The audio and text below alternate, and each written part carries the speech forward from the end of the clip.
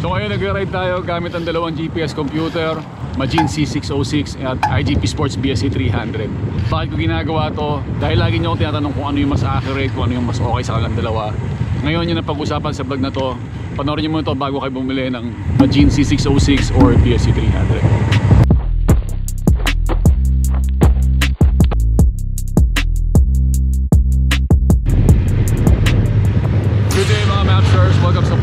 Today pag-usapan natin Magine C606 versus IGP Sports BSC300. Alam ko may nire-request sa akin yan. Gusto nyo makita kung anong pinagkaiba nila. Nandiyan napapakita natin sa video na to anong pinagkaiba nila physically and ano yung mga hardware limitation ng isa't isa, ano yung meron ng isa na wala yung isa. Lahat yan pag-usapan natin sa vlog na to. So panoorin nyo muna to and tapusin nyo bago kayo bumili ng susunod na GPS computer nyo. Let's start with the physical comparison kung ano yung pinagkaiba nila. Una, ito sa kaliwa, we have the IGP Sports BSC300. Sa kabila naman, ito, the Magine C606. So silang dalawa talaga yung laging pinagkukumpara ngayon and alam ko nga na nire-request nyo na makita ko ano yung difference sa kanila. So ito, pakita natin muna physically ano yung pinagkaiba nila. So una-una makikita nyo, mas malaki si C606 in comparison with BSC300. So timbangin naman natin siya kung ano mas mabigat. So for the Magine C606, ang timbang niya is 105.6 grams. Timbangin naman natin ngayon itong BSC300. 69.7 grams ang timbang niya. So dahil mas maliit ng konti, obviously na mas magaang si BSC300. When it comes sa kapal naman, makikita nyo, mas makapal si Magine. Ayan. Sa ilalim, parehas na sila ng mounting. Ang isang malaking difference din nila is yung charging port. Si Magine has the latest design na nasa ilalim na yung charging port niya, hindi na nasa likod. While si BSC300 is nasa likod pa rin. So ganito ang charging port nila. When it comes sa buttons naman, IGP Sports BSC300 has 1, 2, 3, 4, 5, 6. So meron siyang 6 na buttons for the IGP Sports BSC300. While the Magine C606 only has 1, 2, and 3. So 3 buttons lang for the Magine C606. However, touchscreen tong Magine C606, which we're going to demonstrate later. So for the materials na ginamit sa kanila, yung pagka-plastic, I think they're just the same. Parehas lang na maganda yung quality ng plastic and the quality of the plastic na ginamit is almost identical. Noticeable lang talaga na mas makapal and mas malaki si Magine kaysa kay IGP Sports. So buksan na natin. Sabay natin silang buksan. Tingnan natin kung sino mas mabilis bumukas. So buksan natin sila sabay. 1, 2, 3.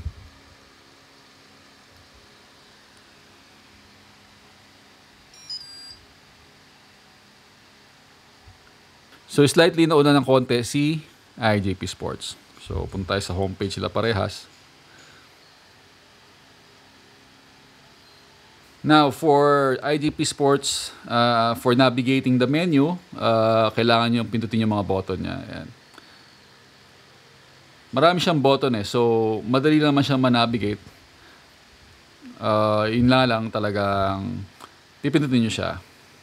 For me, okay rin naman na hindi siya touchscreen as long as marami siyang buttons. Mahirap pag 3 lang or 2 lang yung buttons, mahirap siyang i-navigate pagka ganon. Habang dito naman sa Magine C606, meron siyang touchscreen. Ayan. So madali ring i-navigate to. Pipindutin nyo lang, slide lang kayo ng buttons, slide lang kayo sa screens. Pwede nyo lang ma-access yung settings niya. So let me show you kung ano yung display na nakikita ko pag nag-ride ako for both device. For me personally, mas gusto ko yung display ng IGP Sports para sa akin. I'm giving the IGP Sports a little edge over dun sa display nung Magine C606. Mas crisp yung display ni IGP Sports in comparison with the Magine. Siguro, I'm not sure, pero possible dahil touchscreen si Magine, ibang screen yung gamit nila and somehow syempre mag-iiba rin yung display niya. Ayan. For changing the display, syempre mas madali si Majin kasi sa swipe nyo lang siya, mag-iiba yung display niya. For IGP Sports naman, pipindutin nyo itong button dito sa BSC 300. Ayan. Tapatan natin. So, this is the same page. Ano mas madali para sa akin? Mas madali si Majin na i-navigate kasi sa touchscreen niya. However, the downside of touchscreen is nagkakaroon ng smudges yung screen nyo, nadudumihan siya ng daliri nyo. Yun yung experience ko sa kanya. Minsan may mga times na nadudumihan ko siya, kaka-swipe ko kapag nag-change ako ng menu. Dito naman sa kabila, madali lang din kasi pipindutin mo lang siya. And hindi nadudumihan yung screen ko kasi hindi ko siya kailangang hawakan. Ayan, makikita nyo, nadumihan ka kaagad, diba? Pag hinahawakan yung screen. Although mas madali talaga mag-change ng display kapag gamit nyo is touchscreen. Siguro ang malaking pinagkakaiba nitong dalawa, bukod sa touchscreen, is the Wi-Fi capability. So kung makikita nyo dito si Majin, meron siyang signal ng Wi-Fi sa taas. Si IGP Sport walang ganyan. It has Bluetooth and ANT+ connectivity, pero wala siyang Wi-Fi. Wala siyang option na mag-transfer through Wi-Fi. However, for the Majin C606, kaya niya. Which is yung isa sa feature na gusto ko sa kanya, yung hindi mo na kailangan buksan yung phone mo pag mag-upload ka ng data. Once na ma-detect niya yung Wi-Fi mo, automatic i-upload niya yung data and napupunta siya dun sa app na ginagamit nyo.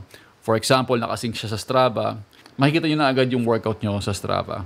So, that is something na lamang naman si Majin kasi it's something na hindi makukuha sa firmware update kasi it's a hardware capability, no? So, pag walang Wi-Fi, wala talagang Wi-Fi. Pag hindi touchscreen, hindi talaga siya touchscreen. Hindi mo siya pwedeng ilagay sa susunod na firmware update.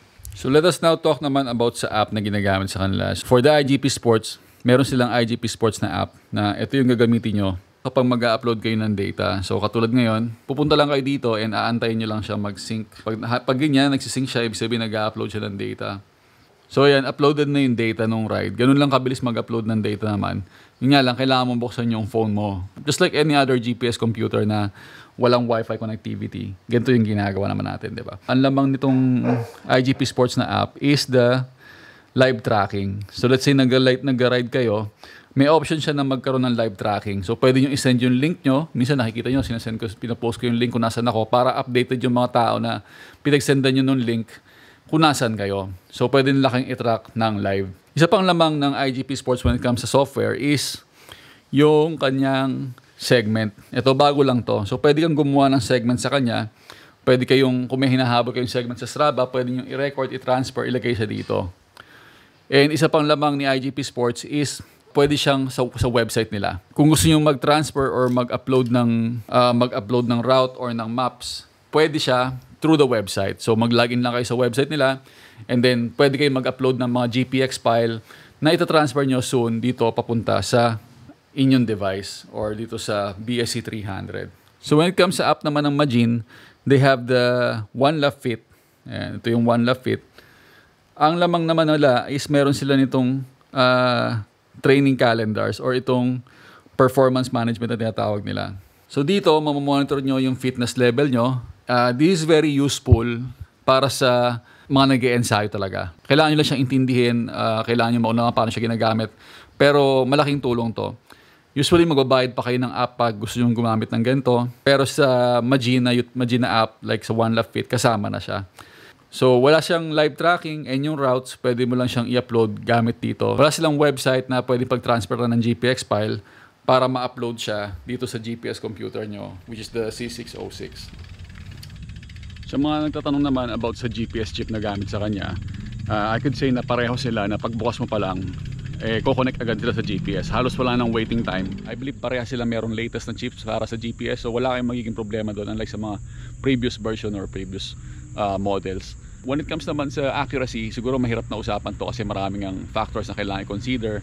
Depende kasi yan kung saang satellite ka nakakonect. And even if you try using same brand, same model, maaring may discrepancy pa rin sila, hindi pa rin parehas yung rating nila. Hindi nyo makukuha yung eksaktong rating sa parehas na device. One of the reason is kapag nag-i-stop ka and then nag-i-start ka ulit, hindi parehas ng mga satellite na kinokonekan yung GPS device mo. And okay lang naman yon, pero upon testing, yung mga result na nakuha ko sa kanila is halos parehas naman sila. Even sa elevation, wala akong naging problema. So siguro hindi issue dito yung accuracy tsaka yung pagkakaroon ng problema sa connection sa GPS. Pareho sila, okay sila kumonek. And nag-ride ako, ito yung result, pakita ko na lang din sa inyo. Okay, so share ko sa inyo yung ride data na nakuha ko using both the GPS computer. So sabay ko silang ginamit, magkasabay silang binuksan, naka-continuous lang sila na recording, naka-automatic start and stop na rin sila. So ito yung data na nakuha ko from Magine, ito yung nakuha ko, and also from IGP Sports. So post nyo lang tong video na to kung gusto nyo i-analyze kung ano yung pinagkaiba nila, kung ano yung naging resulta. But I've been using both Magine C606 and IGP Sports BSC300 sa ruta na to, hindi lang during this ride. Pero usually nakukuha ko talaga is 80 kilometers or 79 kilometers. So hindi laging eksaktong 80. Pero hindi ko sinasadya yan, talagang yan yung ruta na iniikot ko dito sa Pampanga, Tarlac area. And yan yung nakuha kong result. Yung discrepancy na yan, I think okay lang, normal lang sa akin yan. Sabi ko nga kanina, kahit parehas na Magine or parehas na IGP Sports ang makukuha mo, hindi pa rin maging eksakto. Pero yung difference na nakuha ko sa kanila, napaka-konti lang or napakaliit lang. Interesting lang sa akin dito is the power reading. Kung makikita nyo, mas mataas yung power reading ng IGP Sports, which I'm not sure kung bakit. But yung heart rate, yung cadence is almost the same. Konti lang din naman difference, napakaliit lang pagdating sa maximum power. For the battery life, parehas lang sila ng pinaggamitan ko. Pero ang nakuha kong result, first, sa Magine is 78% ang natira after the 3 hours na ride. Then sa IGP Sports naman is 85%. So sa tingin ko, bakit 78% ang natira kay Magine? Dahil sa Wi-Fi connectivity niya. So always naka-on yung Wi-Fi and automatic nag-upload siya. Baka nag-i-scan ng Wi-Fi or something like that. And also the touchscreen. So possible na yun yung reason bakit mas malakas sa battery. Reasonable pa rin yung 78% and okay na okay pa rin yan para sa akin. I think mga once a week ako mag-charge on both devices. So ano ba mas okay sa dalawa talaga? Ito bang C606 or itong BSC300? So nakita nyo naman, meron ako nitong dalawa and matagal ko na silang ginagamit. I did some beta testing para dito sa C606 before sila ilabas sa market. And mas matagal ko nang gamit itong BSC300 dahil last year pa siya nilabas. All in all, lamang ang hardware specs ni Magine C606 dahil meron siyang Wi-Fi and touchscreen. Lamang naman tong BSC300 when it comes sa software niya, like meron siyang live tracking and meron din siyang segment. Wala pa siyang parang Climb Pro or yung Climb app nila na parang mag-guide ka sa climb. Even si Magine wala pa rin naman nun. That's one of the most requested update para sa both GPS computer. Pero parehas pa silang wala. Now, paano ko nasabing lamang si C606? Yung Wi-Fi tsaka touchscreen, hindi makukuha sa update. But kung ano man yung meron to, like yung live tracking, segment, isang update lang sa firmware, pwedeng magkaroon to. Which is yun ang pag-iisipan nyo mabuti. Dahil ito, meron na siya ng Wi-Fi and meron siya touchscreen, ito wala pa talaga. Hindi mo siya makukuha sa firmware update or something dahil hardware limitation niya yon. So dun lamang itong si Magine C606. So kung pipili kayo, kailangan nyo i-consider yon. Yung hardware limitation ba ng BSC300 okay sa inyo? Or mas gusto nyo na itong touchscreen tsaka itong Wi-Fi capability ng C606. So para sa akin personally, ito yung sariling opinion ko, ito yung thoughts ko sa dalawang GPS computer na to na sinusubukan natin. If you're into racing or gusto nyo kumakarera, BSC 300 is okay na okay sa inyo. Bakit mas okay si BSC 300? Mas maliit siya, mas magaang siya. Para sa akin, mas malinaw din yung screen niya. And I think okay na okay yon. Hindi mo kailangan yung Wi-Fi and touchscreen kung nagre-race ka.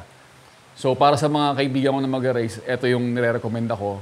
Dahil nga sa magaang siya, slick siya, for sure mas aero siya dahil mas manipis siya in comparison dito sa Magine.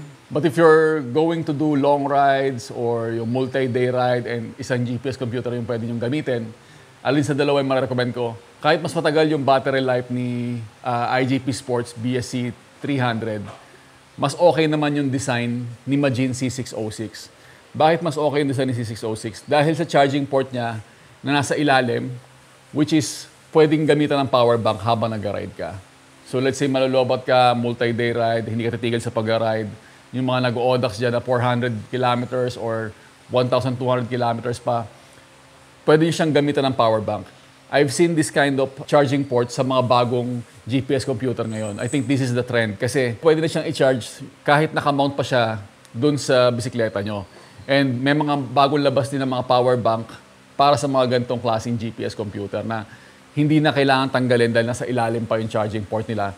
So ito yung mga latest na trend or technology when it comes sa GPS computer na nasa ilalim na yung charging port. If you consider mo doing multiple day ride and kukulangan yung power, kahit mas matagal yung battery life ni BSC 300, nasa ilalim naman yung charging port niya na kailangan pa siyang tanggalin. So you can consider that if kayo yung klase ng siklista na nagmo-multiple day ride or kulang yung isang charge sa isang ride nyo. So ako naman personally, anong ginagamit ko? Kung pina-follow nyo ako sa Strava, makikita nyo ginagamit ko sila pareho. Pero madalas kong ginagamit si Majin C606. The reason why siya yung madalas kong ginagamit is, personal opinion ko, no? Hindi ka big deal sa akin yung touchscreen para bilhin ko siya or para gamitin ko siya. Okay lang sa akin na wala yung touchscreen as long as marami siyang pindutan katulad dun sa IGP Sports. Ang nagustuhan ko talaga sa kanya is yung Wi-Fi capability niya. Gusto ko yung pag-uwi ko ng bahay, hindi ko na bubuksan yung phone ko para mag-upload ng data. Automatic naka-upload na siya. And later on ko lang check yung phone ko kung ano ba yung nangyari sa ride ko, kung okay ba siya. On the other hand naman, ginagamit ko si BSC 300 kapag ginagamit ko yung Pardus. Kasi doon na siya naka-mount, parang hindi na sila palit-palitan. Ang nagustuhan ko sa BSC 300, mas maganda yung display niya. If importante sa inyo yung display na mas malinaw, mas malinaw ang display ni IGP Sports kahit na mas maliit siya ng konti. Siguro dahil lang din sa limitation when it comes sa touchscreen, dahil touchscreen nga itong C606, which hindi ako sure. Pero kung display ang mahalaga sa inyo, importante yung display para sa inyo, yung IGP Sports ang mas maganda ang display.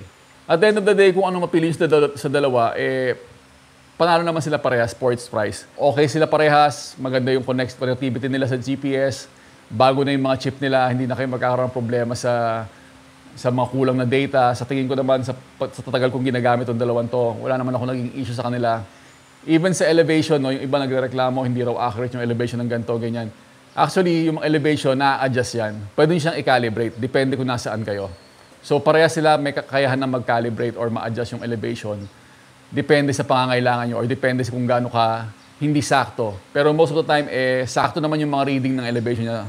Para sa akin din naman, hindi naman gano'n ka-big deal yung elevation dahil kung kulang man siya, okay lang. Hindi naman importante yung data na makuha ko. Ang importante yung ride na nagawa ko, na alam ko sa sarili ko na nag-gain ako or lumakas ako or na-cover ko yung distance na gusto ko ma-cover. So sana makatulong sa inyo itong video na to para makapag-decide kung ano yung pipiliin nyo. Majin C606 ba or BSC 300? Let me know sa comment section kung ano yung napili nyo dahil sa video na to or sa tingin nyo ano yung mas maganda para sa inyo and bakit. Pag-usapan natin lahat yan sa comment section. Salamat sa lahat ng members ng ating YouTube channel. Kung gusto nyo pang maunang makaparoon ng mga ganitong klaseng video, mag-join kayo sa aking YouTube channel. Thank you everyone for watching. Don't forget to like and subscribe. Go vegan. Luto na yung kare-kare, kakain na kami.